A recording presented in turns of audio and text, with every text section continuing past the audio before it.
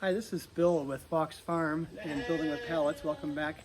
I'm going to show you today how to build a gate for your farm if you'd like to do that with pallets. And what I've done is I have a pattern for the door I made with the gate for the door that I'm going to make that's got 38 inches wide by about 36 and a half or 37 inches tall. So first thing I'm going to do is just put one screw in each corner of the gate. So we'll start by doing that. And this way I can maneuver it if I'd like to. So might want to look and see which boards are straighter. These came out from a different project. They were a hay feeder, so I'll look for some straighter boards for the outside edges. That way we can measure more correctly. But we'll go ahead and get one screw in each board, as I said, in the corners. This is important because you want to be able to square this off. And if you don't have it square, you'll find out when you hang it that it's not what you want. So one on each side, and then I'll show you how to square up the gate here. That one looks a little crooked too, so let's see if we find another straighter one. I don't mind crooked boards in the middle of the gate, but the edges rather not. That way you might hit the door jamb. All right, so.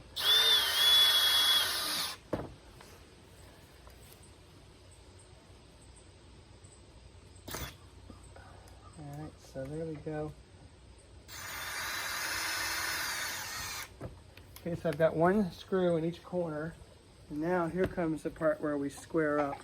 So I'm going to take my tape measure and measure from one corner to the other corner. And I've got 53 and 1/8 coming this side. So let's try the other one, see what we get there. So 53 and 1/8.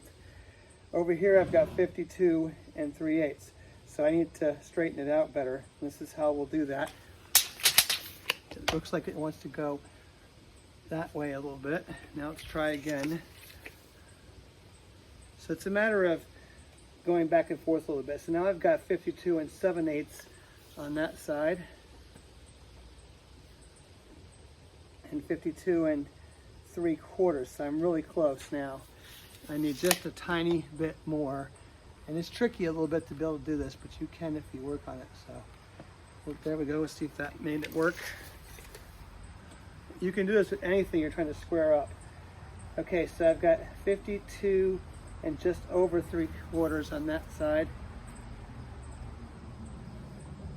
And 52 and just over 3/4 on this side. So in order to keep that pattern right where it is, I'm going to get some screws into this right away. And that way it'll hold its position. So that's how you square anything up that you want to, but especially with a gate. Otherwise, if you just try to put it together, you're going to come out with something that's not square. And many people, including me, have done that before. I like to reuse things as much as I can. That's one of the nice things about working with pallets is you can keep reusing things. You can see this wood is a little dirty by the sheep being against it when they were eating hay because they rubbed their lanolin on it. I'm going to switch this around so I can show you what I'm doing next. So I have plenty of boards here. I want to get about a 2-inch gap between each one. So now what I'm going to do is just set them out here in arrangement to try to find that sweet zone. Because if I get much over 2, lambs can get their heads through, and I'd rather not have any little lambs coming through there in any way when they're very little, when they're first born, because we have to have this gate by the outside of the barn door so we can keep animals in or out when we do that. So now you can measure this, but I'm not going to take the time to do that today because these boards aren't terribly straight. So I'm going to kind of guess by looking, and you can see they're pretty set up. So I'll do that and get some screws into these now. Tend to do one at a time on each side because sometimes when you push down the board it moves. And if it moves, you've lost your positioning where you wanted it. So I just use sheetrock screws. This is going to be on the inside of a door in the barn so it won't get wet that much.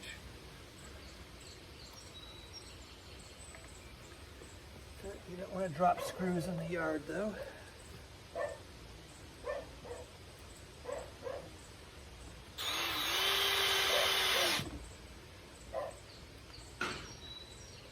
Got a nice day out here with all the birds talking.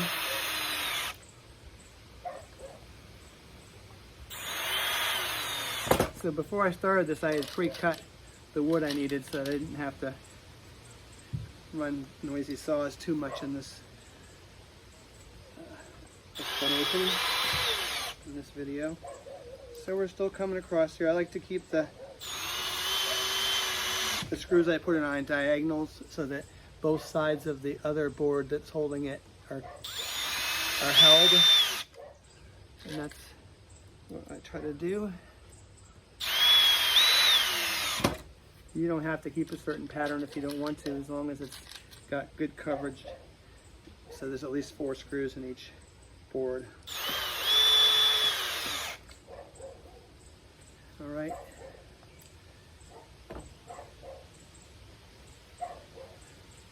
Love these curvy boards.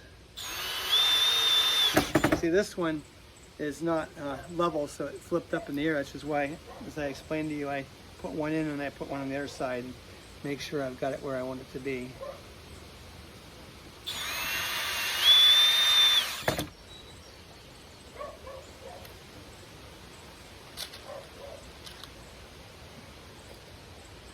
Got a bit of a nice breeze here in Monmouth today.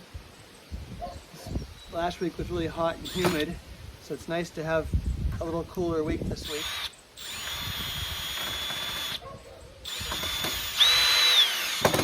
We've had a lot of rain here this summer. It's been kind of crazy. All right, this will be my last one. And you see it's taking shape pretty good now. And these are utilitarian. They'll work for quite a while. I've got them all over my yard and all over my fences everywhere. All you're paying for is the screws, which makes it a very affordable way to do your gates on a farm.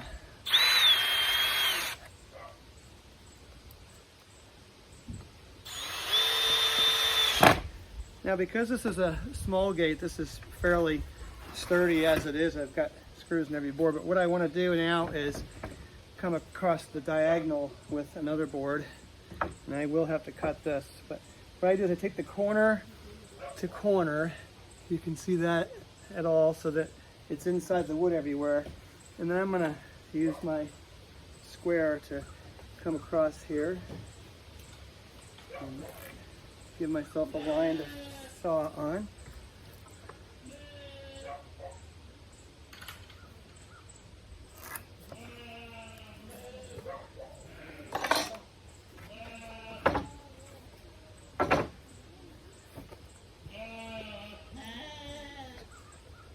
If you don't have a battery-powered circular saw, you ought to get one. It's a very useful tool.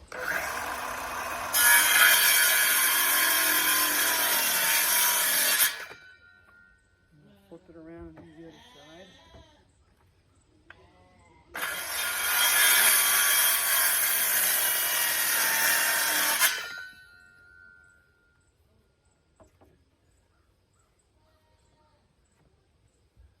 Just what I wanted. And then all you gotta do is put a couple screws in that in each place. So we'll go ahead and put those in. Now in a bigger gate, you're probably going to put the other diagonal in too, but you don't need to in a small gate like this. I don't have a good screw head on that one. Let's try that again.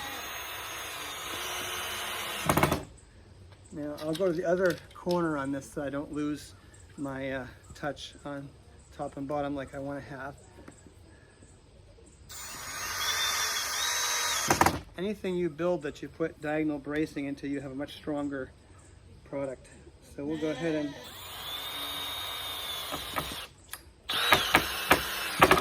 so as I said, these are used screws, so you can hear that.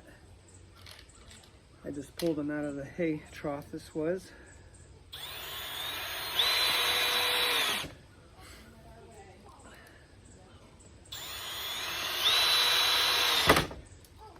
So remember, anything you're building that you want to be sturdy, put diagonal bracing in.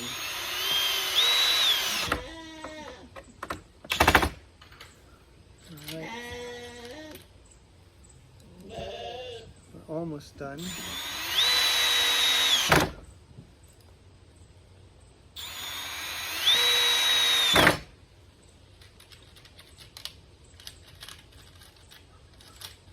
Getting down in my pile there a little bit.